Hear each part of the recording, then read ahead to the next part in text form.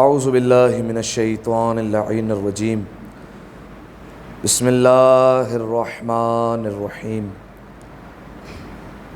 الحمد للہ الذی یخلق ولم یخلق ویرزق ولا یرزق ویطعم ولا یطعم ثم الصلاة والسلام علی عبدک ونبیک وصفیک ورسولک وخیرتک من الخلق ابی القاسم محمد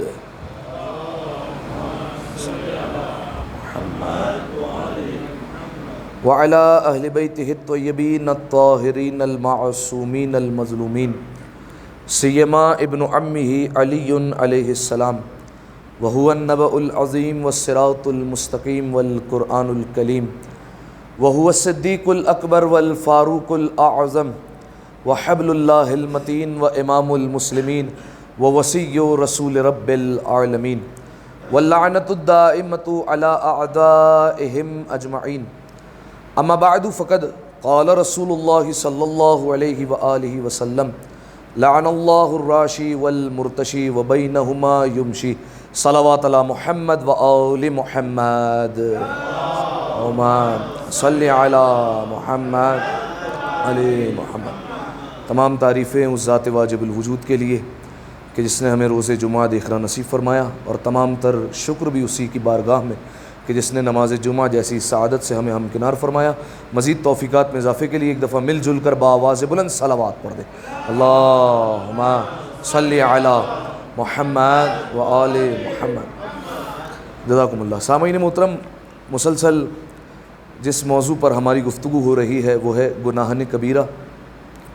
آپ کی خدمت میں بیان کیا تھا کہ شریعت نے بعض گناہوں کو گناہن صغیرہ کہا ہے، بعض گناہوں کو گناہن کبیرہ کہا ہے۔ گناہن صغیرہ یعنی چھوٹے گناہ، گناہن کبیرہ یعنی بڑے گناہ۔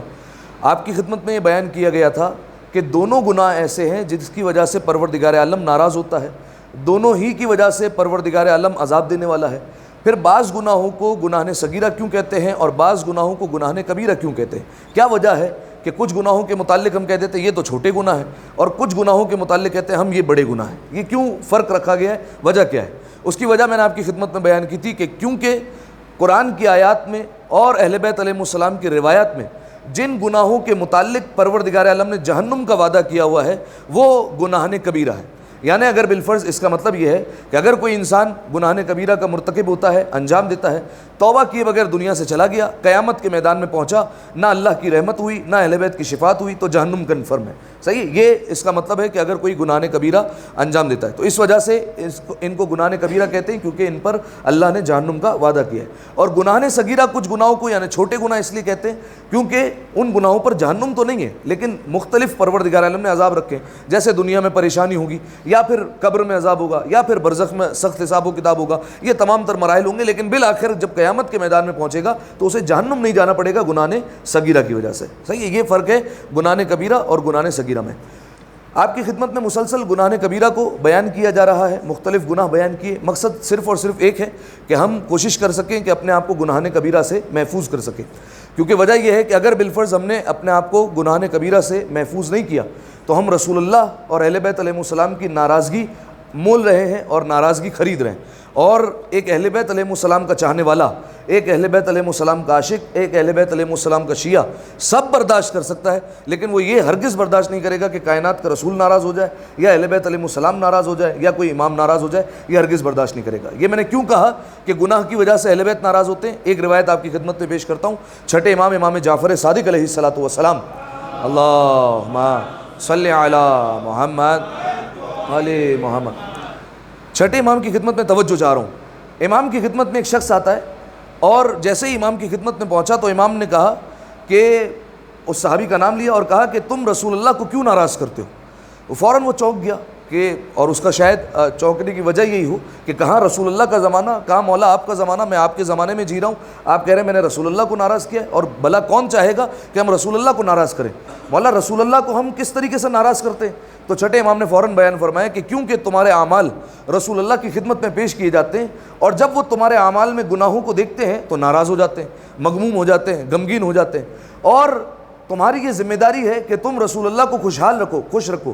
اور رسول اللہ خوش کیسے ہوں گے؟ کہ جب ان کی خدمت میں اعمال نامے پہنچ رہے ہیں تو پھر اگر وہ ہمارے اعمال نامے میں حرام کام نہ دیکھیں، زیادہ سے زیادہ نیکیاں دیکھیں، تو یقیناً ان کی خوشی کا باعث ہوگا.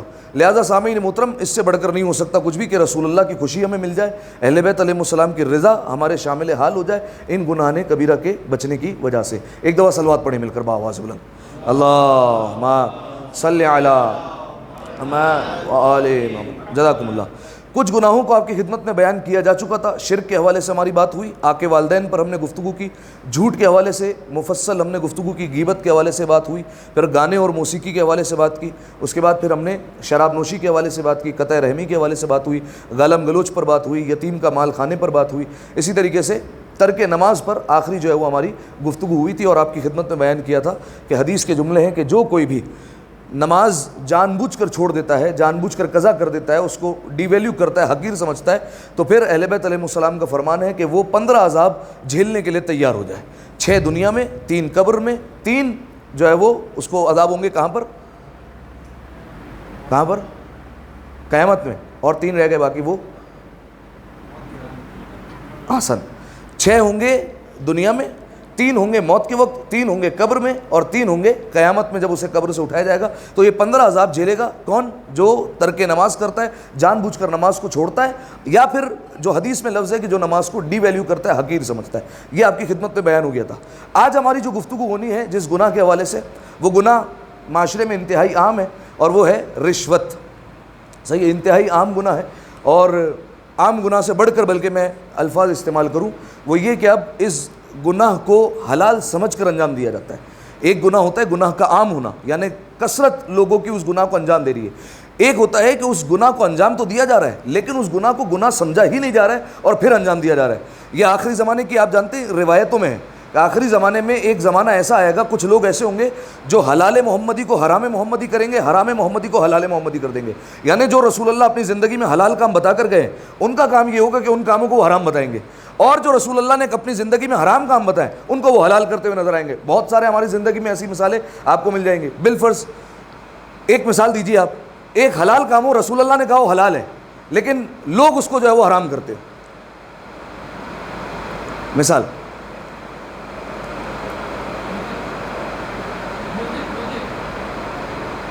یہ تو حرام سے حلال کی مثال ہوئی نا، میں حلال سے حرام کی پوچھ رہا ہوں. رسول اللہ نے حلال کیا ہو، ہاں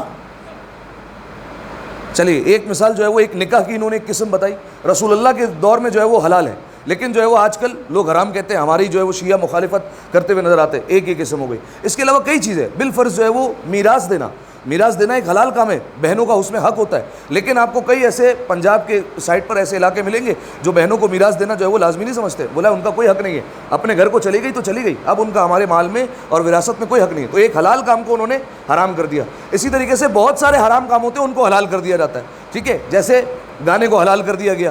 صحیح ہے، بالفرض شادی بیاہ کے موقع اگر کبھی کبھار جو ہے وہ ہو جائے تو کوئی مسئلہ نہیں ہے. یا پھر رشوت کو بھی جو ہے وہ ہے تو حرام لیکن حلال کیا جاتا ہے. کس طریقے سے؟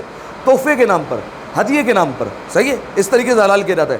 اور یہ رسول اللہ کی حدیث ہے، معصوم کا فرمان ہے کہ آخری زمانے میں رشوت کو حلال کیا جائے گا ہدیے کے نام پر، تحفے کے نام پر. آپ دیکھیے بہت سارے لفظ ہیں، جس جج کے پیچھے یہ لکھا ہوا ہوتا ہے فرمان کہ رشوت لینے والا اور دینے والا دونوں جہنم میں جائے گا، وہی پہلے رشوت لے گا.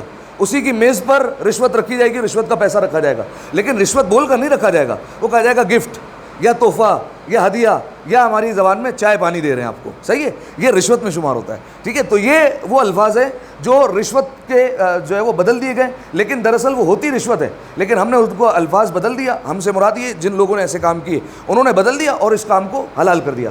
تو یہ رشوت وہ گناہ ہے کہ نہ صرف معاشرے میں عام ہے بلکہ اس گناہ کو پہلے حلال کیا جاتا ہے پھر انجام دیا جاتا ہے تحفے کے نام پر، ہدیے کے نام پر. صحیح ہے. اچھا اب آئیے ایک لطیف بات آپ کی خدمت میں پیش کرتا ہوں، اور عجیب جو ہے وہ آج حدیث پڑھی میں نے، وہ یہ کہ رشوت اگر انسان لیتا ہے بالفرض تو ایک انسان سوچتا ہے کہ کیوں رشوت لے رہا ہے، ایک سامنے والا کس وجہ سے لے رہا ہے. وہ لے رہا ہے کس وجہ سے؟ تاکہ اس کے مال میں اضافہ ہو جائے، اس کا بینک بیلنس بڑھ جائے، اس کی چیزوں میں اضافہ ہو جائے. رشوت کے طور پر گاڑی دے دی یا رشوت کے طور پر کپڑے دے دیے، کچھ بھی دے دیا رشوت کے طور پر. وہ کیوں یہ لیتا ہے؟ تاکہ اس کے مال میں اضافہ ہو کسی بھی طریقے سے. رسول اللہ کا فرمان ہے، رسول اللہ نے فرمایا کہ جبرائیل میرے پاس نازل ہوئے تھے اور انہوں نے مجھ سے کہا کہ یا رسول اللہ کوئی انسان بھی اس وقت تک نہیں مرتا جب تک اس کا رزق کامل نہیں ہو جاتا، جب تک اس کا رزق مکمل نہیں ہو جاتا۔ یعنی کیا مطلب؟ اس کا مطلب یہ ہے پروردگار عالم نے انسان کا جتنا رزق لکھ دیا ہے وہ اس کو مل کر رہے گا، یہ طے شدہ بات ہے۔ یہ ہو ہی نہیں سکتا کہ اللہ نے رزق لکھا ہو اور اس مقررہ رزق سے پہلے انسان کو موت آ جائے، پاسبل نہیں ہے، یہ روایت کے جملے ہیں، ٹھیک ہے؟ یعنی رزق کو جب تک مکمل نہیں کرے گا وہ نہیں مرنے والا۔ اچھا، اب یہ انسان کے اوپر ہے کہ وہ جو رزق اللہ نے لکھا ہے اس رزق کو وہ حلال کرتا ہے یا حرام کرتا ہے، یہ انسان کے اوپر ہوتا ہے۔ پروردگار عالم نے تو حلال روزی لکھی ہوتی ہے، لیکن انسان کئی طریقوں سے اس کو حرام کر دیتا ہے۔ میں آپ کے سامنے ایک واقعہ رکھتا ہوں اور اس داستان میں آپ خود دیکھیے کہ حلال روزی اس کے پاس آنے والی تھی لیکن اس نے اس کو خود حرام کر دیا، ٹھیک ہے؟ اب میں آپ کے سامنے روایت پیش کرتا ہوں، ایک دفعہ صلوات پڑھیں مل کر بآواز بلند، اللہم صلی علی محمد و آل محمد۔ جزاکم اللہ۔ امیر المومنین ان کا دور ہے، امیر المومنین اپنی سواری پر سوار ہیں اور جا رہے ہیں مسجد کی طرف۔ جیسے ہی مولا مسجد پہنچے، اپنی سواری سے نیچے آئے، مولا نے دیکھا ایک شخص ہے جو مسجد کے باہر بیٹھا ہوا ہے۔ مولا نے اپنی سواری کی لگام اس شخص کے ہاتھ میں دے دی، کس لیے؟ تاکہ تم حفاظت کرو، میں جب تک مسجد سے عبادت کر کے واپس آ جاتا ہوں، یہ تمہاری ذمہ داری ہے میری سواری کی حفاظت کرنا۔ مولا نے اسے دے دی، مولا چلے گئے مسجد میں۔ جیسے ہی مولا مسجد میں تشریف لے گئے، اس شخص نے دیکھا کہ اس سواری پر ایک خوبصورت لگام لگی ہوئی ہے جس سے سواری کو کنٹرول کیا جاتا ہے، وہ لگام لگی ہوئی، بعض روایتوں میں زین بھی ہے، بعض روایتوں میں لگام بھی ہے۔ اس نے دیکھا بہت خوبصورت لگام ہے، اس نے اس لگام کو نکالا سواری سے اور لگام لے کر بھاگ گیا اور سواری کو وہیں پر کھلا چھوڑ دیا۔ کچھ دیر بعد جب مولا واپس آئے اور مولا نے دیکھا کہ سواری تو ایسے ہی گھوم رہی ہے اور مولا کے ہاتھ میں اس وقت 2 درہم تھے۔ مولا کا کیا ارادہ تھا کہ یہ 2 درہم اس کو دے دے، کیونکہ اس نے میری سواری کی حفاظت کی تھی، لہٰذا 2 درہم اس کو دیے جائے انعام کے طور پر یا اس کی اجرت کے طور پر کہ تو نے حفاظت کی میری۔ مولا اس کو دینا چاہتے تھے لیکن دیکھا وہ نہیں ہے۔ مولا نے دیکھا کہ جب سواری کی گردن میں لگام نہیں ہے تو غلام کو بلایا اپنے اور غلام سے کہا جناب قمبر سے کہ یہ 2 درہم لو اور جا کر بازار سے لگام لے کر خرید کر آؤ۔ جناب قمبر گئے، جیسے ہی بازار پہنچے تو وہی لگام نظر آئی جو مولا کی سواری کی لگام تھی۔ جناب قمبر نے اس کو خریدا 2 درہم میں اور اس دکان والے سے پوچھا کہ یہ کون بیچ کر گیا تھا؟ اس نے حلیہ بتایا کہ فلاں شخص آیا تھا اور وہ مجھے 2 درہم میں بیچ کر گیا تھا، کیونکہ امیر کائنات نے یہ منگوائی ہے لہٰذا میں تمہیں یہ 2 درہم میں ہی فروخت کرتا ہوں۔ اس نے یہ لگام لی اور آگے مولا کی خدمت میں، اور مولا کے پاس جیسے ہی پہنچا تو مولا کو سارا ماجرا سنایا۔ ہونا کیا تھا، اگر تھوڑا سا صبر کر لیتا، تھوڑا سا انتظار کر لیتا، یہی 2 درہم مولا اس کو خود دینے والے تھے اور یہ 2 درہم اس کو حلال ہو کر مل جاتے، لیکن اس نے جلدی کی تو اس نے یہ 2 درہم تو کمائے لیکن حرام طریقے سے کمائے۔ مولا کو جب یہ واقعہ سنایا تو مولا نے فرمایا ان العبد لیحرم نفسہ رزق الحلال، فرمایا بے شک بندہ خود اپنے اوپر رزق حلال کو حرام کر دیتا ہے، اپنے آپ کو خود رزق حلال سے محروم کرتا ہے۔ کس لیے، کس وجہ سے محروم کر دیتا ہے اپنے آپ کو؟ بترک صبر، صبر کو ترک کرنے کی وجہ سے۔ اگر تھوڑا سا صبر کر لیتا تو اس کو یہ روزی تو مل جاتی، کیونکہ روایت کے جملے کہ کوئی انسان بھی نہیں مرے گا جب تک اس کا رزق مکمل نہیں ہو جائے، تو اللہ نے تو رزق مکمل لکھ دیا ہے، اب انسان کے اختیار میں ہے، اگر جو ہے وہ تھوڑا سا صبر کرے گا تو یہ اللہ اس کو رزق حلال کے طور پر اس کے پاس جو ہے وہ مال پہنچائے گا۔ لیکن اگر اس نے انتظار نہیں کیا اور اجلت کی، جلد بازی کی، تو یہ مال اس تک تو آئے گا لیکن حرام طریقے سے آئے گا۔ ایک دفعہ صلوات پڑھیں مل کر بآواز بلند، اللہم صلی علی محمد و آل محمد۔ جزاکم اللہ۔ اب دیکھیے یہ پہلا نقصان میں نے آپ کی خدمت میں بیان کر دیا رشوت کا، وہ کیا کہ رشوت جو لے رہا ہے وہ اپنے آپ کو خود رزق حلال سے محروم کر رہا ہے، رزق حلال سے خود اپنے آپ کو دور کر رہا ہے اور حرام رزق اپنے حصے میں لے رہا ہے۔ اچھا، اور کیا نقصان ہوگا حرام مال کا؟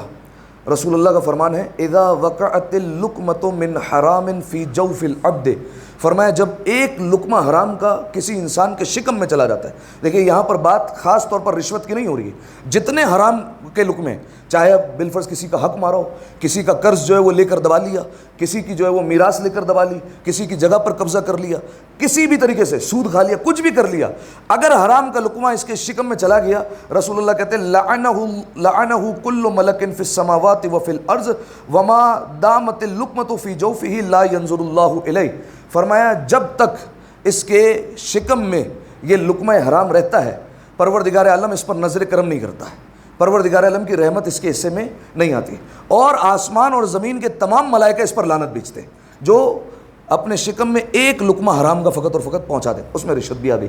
ٹھیک ہے، ایک اور سنیے، اور یہ اس سے بڑھ کر نہیں ہو سکتا۔ فرمایا رسول اللہ نے من اکل لقمۃ حرام، فرمایا جو ایک لقمہ حرام کا کھا لے لم تقبل لہ صلاۃ 40 لیلہ، اللہ اس کی 40 دن کی نماز قبول نہیں کرتا ہے۔ ایک لقمہ حرام کا چلا گیا، 40 دن کی نماز قبول نہیں ہوگی۔ اچھا، اس کا یہ مطلب نہیں ہوتا کہ 40 دن کی نماز نہیں پڑھنی ہے، نماز پڑھنی تو ہے، یہ ایک فائن کے طور پر ہے، ایک جرمانہ ہے، پڑھنی بھی پڑے گی، صحیح طریقے سے بھی پڑھنی ہے، لیکن قبول بھی نہیں ہوگی، یہ تمہاری اب جو ہے وہ ذمہ داری ہے۔ اور اگر بالفرض کوئی جان بوجھ کر چھوڑے کہ اب قبول تو ہونی نہیں ہے، چھوڑ دو، تو اس کو بعد میں قضا بھی کرنی ہوگی، قضا کا گناہ جو ہے وہ الگ اپنے ذمہ لے رہا ہے، لہذا 40 دن کی جو ہے وہ اس کی نماز بھی قبول نہیں ہوتی۔ وَلَمْ تَسْتَجِبْ لَهُ دَعْوَةُ 40 صَبَاحًا، اور اللہ اس کی دعاؤں کو 40 دن تک قبول نہیں کرتا، 40 دن تک اس کی کوئی دعا قبول نہیں ہونے والی پروردگار عالم کے یہاں، ٹھیک ہے۔ تو یہ ایک لقمہ حرام کا سب سے بڑا نقصان ہے کہ اس کی 40 دن تک عبادت بھی قبول نہیں ہو رہی، 40 دن تک اس کی دعاؤں کو بھی نہیں سنا جا رہا، اس سے بڑھ کر نقصان نہیں ہوتا۔ ایک دفعہ صلوات پڑھے مل کر بآواز بلند، اللہم صلی علی محمد وآل محمد، ٹھیک ہے۔ تو یہ رشوت چونکہ مال حرام میں سے، اچھا یہ جو رشوت لے رہا ہے وہ اپنے مال کا مالک بھی نہیں بنتا۔ مال کے مالک ہونے سے کیا مراد ہے؟ ایک ہوتا ہے انسان بالفرض کماتا ہے، رزق حلال کما رہا ہے، محنت کر رہا ہے، تو اپنے مال کا مالک ہے، اپنی مرضی سے وہ خرچ کر سکتا ہے، جہاں پر تصرف کرنا چاہے کر سکتا ہے۔ لیکن یہ جس نے رشوت لی ہے یہ اس کا اپنا مال نہیں ہے، یہ اس کی ذمہ داری ہے کہ مالک کو ریٹرن کرے گا، ٹھیک ہے، یہ اس کا اپنا مال نہیں ہے، اس میں یہ تصرف نہیں کر سکتا۔ اچھا، کیا صرف رشوت لینے والا ہی قصوروار ہے یا رشوت دینے والا بھی؟ صرف رشوت لینے والا ہی ذمہ دار ہے یا رشوت دینے والے کے جو ہے وہ ذمہ بھی جو ہے وہ کوئی نہ کوئی نقصان ہے؟ دونوں ہیں۔ حدیث میں نے جو ہے وہ آپ کے سامنے شروع میں ہی پڑھی، لعن اللہ الراشی والمرتشی ومن بینہما یمشی، اللہ لعنت کرتا ہے رشوت لینے والے پر بھی، رشوت دینے والے پر بھی، ان دونوں پر صرف نہیں، ومن بینہما یمشی، ان دونوں کے درمیان جو ایجنٹ کا کام کرتا ہے نا، بروکر کا کام، تم پیسے دے دو میں تمہارا کام کروا دوں گا، ادھر سے پیسے لیے اور ادھر جا کر پہنچا دیے، یہ جو بندہ ہے بیچ میں درمیان میں ہے، اللہ اس پر بھی لعنت کرتا ہے، یہ بھی جو ہے وہ محفوظ نہیں رہتا اللہ کی لعنت سے، اس پر بھی پروردگار عالم کی لعنت آتی ہے۔ ایک اور نقصان سنیے، رسول اللہ کا فرمان ہے ایاکم والرشوہ، خبردار خبردار رشوت سے بچو، فإنہا محض الکفر، فرمائیے یہ جو رشوت ہے یہ کفر ہے، جو اس میں ملوث ہے وہ کفر کے نزدیک ہو گیا، وہ کفر تک آ گیا۔ لا یشم صاحب الرشوت ریح الجنہ، اور جو بھی رشوت میں ملوث ہے وہ ہرگز ہرگز جنت کی خوشبو کو نہیں سونگھ سکتا۔ میں نے آپ کی خدمت میں پہلے ہی بیان کیا ہے، جنت کی خوشبو ایسی خوشبو ہے کہ جو 500 سال کی مسافت سے جو ہے وہ انسان سونگھ سکے گا۔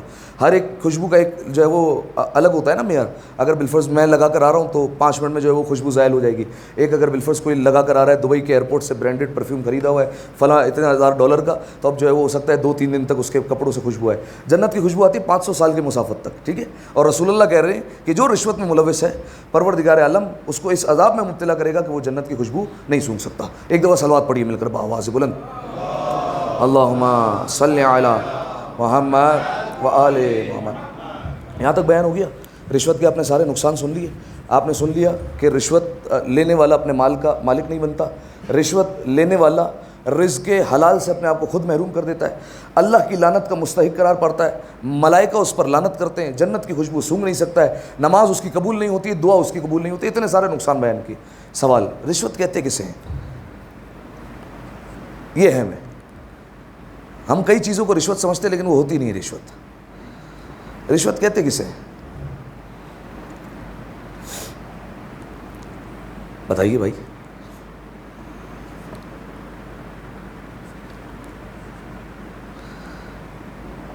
کیسے کہا جاتا ہے رشوت؟ ایسی مشکل بات تو نہیں پوچھ لی میں نے یار، کون سے مال کو رشوت کہا جاتا ہے؟ اچھا دیکھیے، ہمارے ہاں بہت سارے اموال کو ہم رشوت سمجھتے ہیں، بالفرض پولیس والے کو دے رہے ہیں یہ بھی رشوت ہے، بالفرض جو ہے وہ کہیں پر نوکری لگوانی ہے یہ پیسہ دے رہے ہیں یہ بھی رشوت ہے، حالانکہ یہ ساری چیزیں رشوت میں نہیں آتی، صحیح ہے۔ ہاں حرام ہو سکتا ہے، حرام ہونا اور ہے، رشوت ہونا اور ہے۔ رشوت میں صرف ایک چیز آتی ہے، وہ کیا ہے؟ وہ جو آغا سیستانی نے بیان کیا کہ اگر بالفرض کوئی جج کو، قاضی کو پیسے دے تاکہ وہ اس کے حق میں فیصلہ کر دے، یہ ہے رشوت، صحیح ہے۔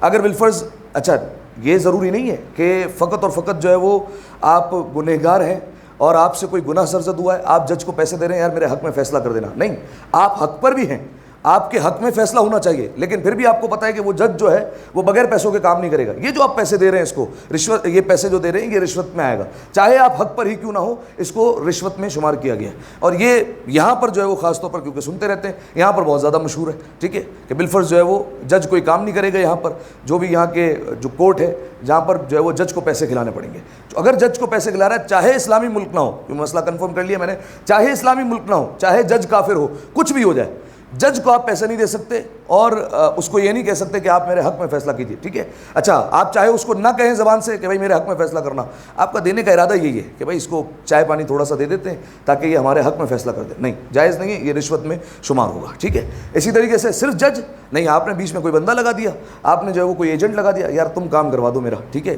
جج سے جو ہے وہ تمہاری اچھی جان پہچان ہے، اس کو پیسے دے دیے اور جا کر جو ہے وہ میرا کام کروا دو.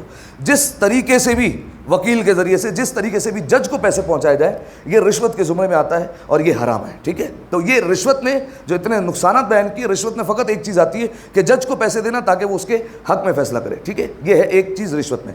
اب کئی چیزیں جو ہے وہ ہم رشوت سمجھتے ہیں لیکن وہ رشوت ہے نہیں. بالفرض میں آپ کو مثال دوں، پولیس والے کو پیسے دینا، بالفرض پولیس والے نے روک لیا، اس کو پیسے دینا جائز ہے یا جائز نہیں ہے آپ کے لیے؟ جائز ہے دینا؟ جائز نہیں ہے، نہیں ہے جائز. تو یہاں تو ہر کوئی جو ہے وہ دے رہا ہوتا ہے. اگر دینا جائز نہیں ہے تو ہر ایک کھڑا ہوتا ہے، بلکہ ڈر سے نکلتے نہیں ہیں، بیریئر لگ گئے ہوں گے، کھڑے ہوں گے، لے لیں گے، اتنے پھرا اتنے پھرا، تو دینا جائز نہیں ہے. دیکھیے یہ مسئلہ کنفرم کیا گیا، یہ ان کے لیے لینا حرام ہے، ہمارے لیے دینا حرام نہیں ہے، صحیح ہے. کئی جگہوں پر ایسا ہوتا ہے کہ انسان دے تو سکتا ہے، صحیح ہے، یعنی کیونکہ اس کی مجبوری ہے، اس کے بغیر اس کا کوئی کام نہیں ہوگا، اس کے لیے دینا جائز ہے، لیکن جو سامنے سے لے رہا ہے اس کے لیے لینا حرام ہے. کیوں؟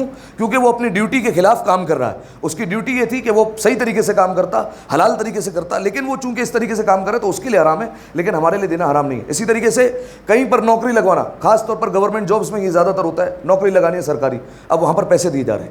وہاں پر کیا حکم ہے؟ پیسے دیے جا سکتے ہیں یا نہیں دیے جا سکتے؟ وہاں پر حکم دیکھیے یہ آئے گا کہ دیکھا جائے گا کہ آپ اس جاب کے لیے قابل ہیں یا نہیں ہیں.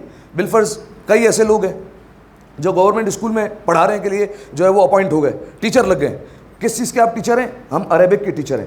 آپ نے کہاں سے پڑھا ہے؟ عربک تو آتی نہیں ہمیں. روزانہ جو ہے وہ ایک پیون ہے، وہ ہماری پریزنٹ لگا دے گا یہاں پر، اور جو سیلری ہوگی وہ ہمارے اکاؤنٹ میں آ کے گر جائے گی، بس یہ کہانی ہے. لیکن کیا سورس پر پیسے کھلا کر ہماری سرکاری نوکری لگ گئی، تو یہ پیسے کھلانا جائز ہے؟ یہاں پر پیسے کھلانا جائز نہیں، یہاں پر پیسے نہیں کھلائے جا سکتے. ہاں ایک بات یہ ہے کہ آپ نے پی ایچ ڈی کیا ہوا ہے، آپ نے جو ہے وہ بہت اچھا خاصا پڑھا ہوا ہے، اور آپ کو پتہ ہے کہ جو 4 بندے جو اپلائی کر رہے ہیں جاب کے لیے وہ تینوں قابل نہیں ہیں، ان کو کچھ پڑھا، انہوں نے کچھ پڑھا نہیں ہے. اب یہاں پر آپ کے لیے پیسہ کھلانا جائز ہے، آپ پیسے دے سکتے ہیں. پھر وہی بات، آپ کے لیے دینا جائز ہے، ان کے لیے لینا جائز نہیں ہے، کیونکہ وہ اپنی ڈیوٹی کے خلاف جو ہے وہ کام کر رہے ہیں، ان کے لیے جو ہے وہ لینا جائز نہیں ہوگا. اسی طریقے سے آپ ہر شعبے میں آپ مثال بناتے جائیے. رشوت میں نے آپ کو بتا دیا صرف ایک زمرے میں آئے گا. وہ کون سا زمرہ ہے؟ وہی زمرہ ہے کہ جب جج کو آپ پیسے کھلائیں گے تو وہ رشوت ہے. اس کے علاوہ باقی رشوت نہیں ہے. ہاں حرام ہو سکتا ہے لیکن رشوت نہیں ہوگا. بعض جگہ ایسی بھی ہوں گی جہاں پر آپ کے لیے دینا جائز ہوگا لیکن ان کے لیے لینا جائز نہیں ہوگا. 2 مثالیں میں نے آپ کو دے دی. اسی طریقے سے بالفرض کوئی بندہ جو ہے وہ اندر چلا گیا جیل میں، اب آپ اس کو چھڑانے کے لیے گئے. اب جب آپ چھڑانے کے لیے جا رہے ہیں، اب جیسے ہی آپ وہاں پر پہنچے تو اب آپ نے اس کو چھڑانے کے لیے پیسے دیے. اب دیکھا جائے گا کہ وہ جو بندہ ہے وہ واقعی گنہگار تھا یا گنہگار نہیں تھا. اگر بالفرض اس نے کسی کا قتل کر دیا ہے، کسی کا مرڈر کر دیا ہے اور آپ اس کو چھڑوا رہے ہیں تو یہ پیسے دینا جائز نہیں ہوگا یہاں پر. لیکن اگر بالفرض بے گناہ اندر چلا گیا بیچارہ، اب اس کے لیے پیسے کھلا کر باہر نکلوانا یہاں پر جائز ہو جائے گا. اسی طریقے سے ایک اور سوال پوچھتا ہوں میں آپ سے. کار جو ہے وہ امپورٹ کرتے ہیں، اب یہ ڈیوٹی پر جو ہے وہ 200% 300% اتنی ڈیوٹی ہے، صحیح ہے. اب اگر اتنی ڈیوٹی بھرے انسان تو بہت زیادہ پیسے ہو جائیں گے، تو وہاں پر کیا پیسے کھلا کر جو ہے وہ چیز نکالنا جائز ہے؟ سوال ہے. اب ساری چیزیں آ جائیں گی اس میں بھائی، یہ جتنے بالوں کے کنٹینر ونٹینر ہیں یہ ساری چیزیں آ جائیں گی اس میں بھائی، ٹھیک ہے.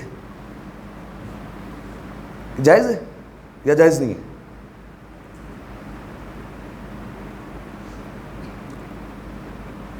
کنٹینر نکلوا لیا، گاڑی نکلوا لی، بغیر ڈیوٹی کے پیسے ہاتھ میں تھوڑے بہت پکڑا دیے اور کام کروا لیا اپنا، جائز ہے یا جائز نہیں ہے؟ ہاں بتائیں بھائی، جائز ہے؟ آغا سیستانی کہتے ہیں احتیاط واجب کی بنا پر جائز نہیں ہے، ٹھیک ہے. آغا سیستانی کا یہ احتیاط واجب ہے اس مسئلے میں، اور وہ کہتے ہیں جائز نہیں ہے یہ کام، کیونکہ حکومتی معاملات جتنے بھی ہیں اس میں آغا سیستانی احتیاط واجب لگاتے ہیں کہ حکومت کے جتنے قوانین ہیں ان کو فالو کرنا ضروری ہے، ٹھیک ہے. لہذا آغا سیستانی کا احتیاط واجب ہے. لیکن میں آپ کو حل بتا رہا ہوں. وہ حل یہ آگا وحید خراسانی کی طرف رجوع کر لیں. آگا وحید خراسانی کہتے ہیں کہ جو ہے وہ حکومت کے معاملات میں جو ہے وہ کوئی حکومت کو دخل اندازی نہیں ہے شریعت میں, لہٰذا انہوں نے اجازت دی ہوئی ہے. ٹھیک ہے, تو اگر بالفرض انسان, اب میں یہ نہیں کہہ رہا ہوں کہ جو ہے وہ حکومت کا بیڑا گرک کر دیں ہم, صحیح ہے, یہ نہیں کہہ رہا ہوں, لیکن اگر بالفرض کبھی انسان پھنس جائے اور ایسی سچویشن آ جائے تو آگا وحید خراسانی کی طرف رجوع کر کے یہ جو ہے وہ نکلوا لے. کیونکہ ایک نے یہ مسئلہ پوچھا تھا میرے سے کافی پہلے, تو میں نے یہ کہا تھا کہ جب بات آئے گی ٹاپک میں تو اس وقت جو ہے وہ بیان یہ کر دیا جائے گا. تو یہ آپ کی خدمت میں بیان کر دیا کہ اس طریقے سے جو ہے وہ یہ جائز ہو سکتا ہے, کیونکہ آگا وحید خراسانی اس میں جو ہے وہ شریعت میں حکومت کے معاملات کو جو ہے وہ مداخلت میں نہیں سمجھتے, یعنی وہ دونوں کو مکس اپ نہیں کرتے, وہ دونوں الگ الگ رکھتے ہیں. آگا سیستانی کہتے ہیں کہ نہیں, حکومت کے تمام جو ہے وہ معاملات کو میں آپ پر امپوز کرتا ہوں, احتیاط واجب کی بنا پر سب کو فالو کرنا ضروری اور جائز نہیں ان کی مخالفت کرنا, لیکن احتیاط واجب میں آپ رجوع کر لیں گے تو آپ کی کہانی جو ہے وہ آسان ہو جائے گی. ٹھیک ہے, تو یہ میں نے آپ کو مال حرام میں جو ہے وہ ایک چیز بتائی, رشوت. ایک اور میں آپ کو مال حرام بتا رہا ہوں اور وہ ہے لاٹری. صحیح ہے, لاٹری بھی جو ہے وہ حرام ہے. بالفرض لاٹری میں ہوتا کیا ہے, 100 بندے ہیں, 1000 روپے لگاؤ یا 1000 روپے دے دو, آخر میں ہم جو ہے وہ قرآن نکالیں گے یا پرچی نکالیں گے, اور اس پرچی کو نکالنے کے بعد جس کے بندے کا نام آئے گا اس کو جو ہے وہ بالفرض ہم بائک دے دیں گے انعام کے طور پر. ٹھیک ہے, اس کی بائک ہو گئی, باقی سب کے پیسے کیا ہوئے, باقی سب کے پیسے ڈوب گئے. صحیح ہے, وہ جو لاٹری جو پرچیاں ڈال رہا ہے وہ اس کے جیب میں آئیں گے.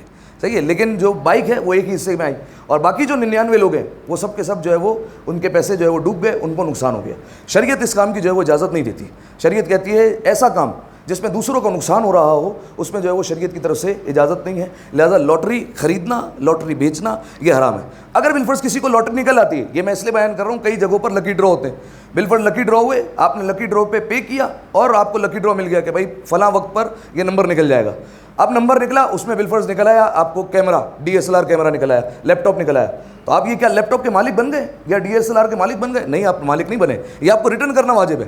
صحیح ہے, جتنے مالک ہیں یعنی جن نے پیسے لگائے ان کا پیسہ اس میں شامل ہے, اور آپ کے لیے وہ استعمال کرنا جائز نہیں ہوگا. ٹھیک ہے, اب آپ کہیں مولانا صاحب اچھا خاصا رشوت پر آپ بات کر رہے تھے اور آپ لاٹری پر اتر آ گئے, یہ اب کیا وجہ ہے؟ اس کی وجہ یہ ہے کہ انشاءاللہ 13 رجب کو جو یہاں پر جشن ہوگا اس میں ایک لکی ڈرا ہونے والا ہے, اور اس میں انشاءاللہ جو ہے وہ 5 یا 6 ٹکٹ جو بھی ہوں گے وہ انشاءاللہ یہاں پر لکی ڈرا کے ذریعے سے تقسیم کیے جائیں گے. ٹھیک ہے, تو مسئلہ بہرحال آغا سیستانی کا وہی ہے کہ اگر جو ہے وہ بالفرض ایک ٹکٹ خریدا جائے گا $10 کا, ٹھیک ہے, اور جب وہ $10 کا ٹکٹ خرید رہے ہیں تو ہوگا کیا, کچھ بندوں کا زیارت میں نام نکلے گا, باقی بندوں کا نہیں نکلے گا.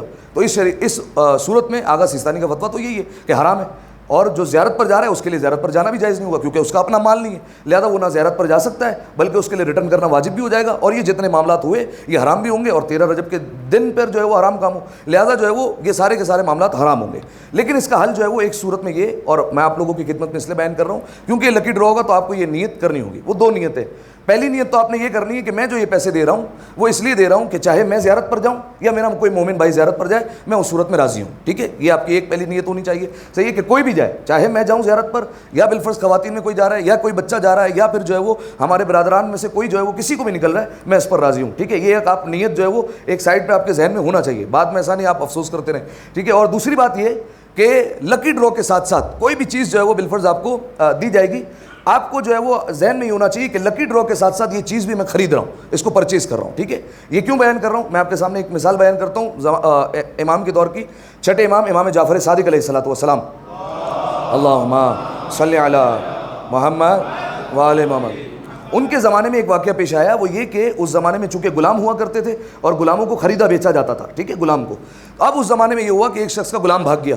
اب جب غلام بھاگ گیا تو اس کی خرید و فروخت نہیں ہو سکتی, کیونکہ وہ چیز سامنے نہیں ہے. جب تک سامنے نہیں ہے تو خرید و فروخت نہیں ہو سکتی, اس کو آپ ہینڈ اوور کیسے کریں گے, بیچیں گے کیسے؟ تو وہ سر پکڑ کر بیٹھا ہوا تھا. ایک شخص آیا اور ایک شخص نے اس سے آ کر کہا کہ میں تمہارا بھاگا ہوا غلام خریدنا چاہتا ہوں. ٹھیک ہے, جو تمہارا غلام بھاگ گیا وہ خرید لوں گا میں. اب اس نے کہا کہ بالفرض غلام ہوتا تو ₹1,00,000 میں بکتا بالفرض, لیکن اب چونکہ بھاگ گیا میرے ہاتھ میں تو کچھ نہیں ہے, چلو یہ خرید رہے ہیں 5-10 ہزار روپے تو آ جائیں گے بالفرض, مثال کے طور پر کہہ رہا ہوں, چلو خرید لیتا ہوں.